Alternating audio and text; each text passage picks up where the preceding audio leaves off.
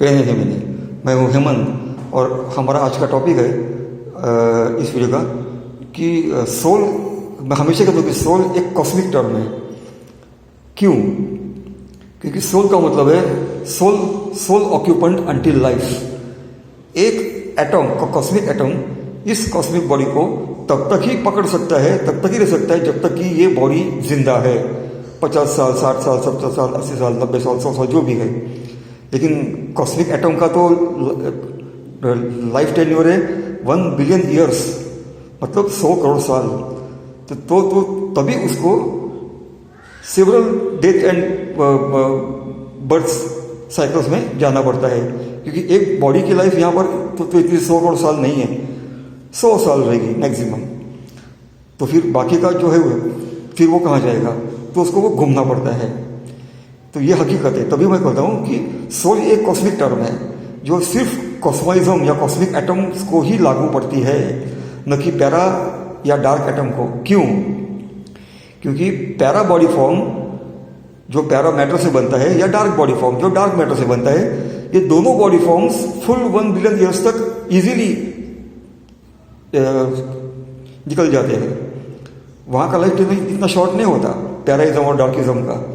वहाँ तो एक body form, single body form, और उसी सिंगल बॉडी फॉर्म में वो पैरा एटम ऑफ पैराइज्म या डार्क एटम ऑफ डार्किज्म रहता है।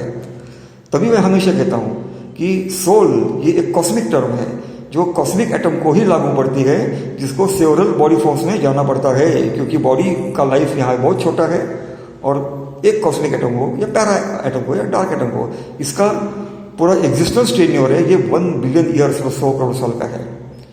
तो अभी आप समझ गए होंगे कि मैं सोल के शब्द का नहीं कभी इस्तेमाल करता, क्योंकि soul is a cosmic term जो सिर्फ कॉस्मिक एटम को ही लागू पड़ती है, न कि इवन पैरा एटम को या डार्क एटम को, जो सिंगल बॉडी फॉर्म में जी लेते हैं 1 बिलियन ईयर्स, 100 करोड़ साल तक। आई होप मेरा ये विषय आपको समझ में आया है, क्योंकि इसमें ज़्यादा उलझाने की कोई मतलब नहीं है।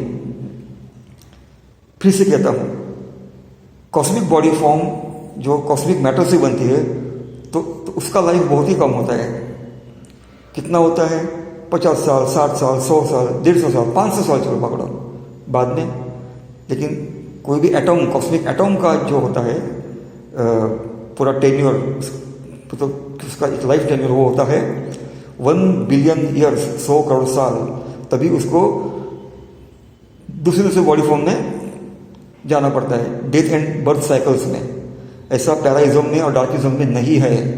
एक ही सिंगल बॉडी फॉर्म में एक डार्क एटम या पैरा एटम 100 करोड़ साल तक जी लेते हैं।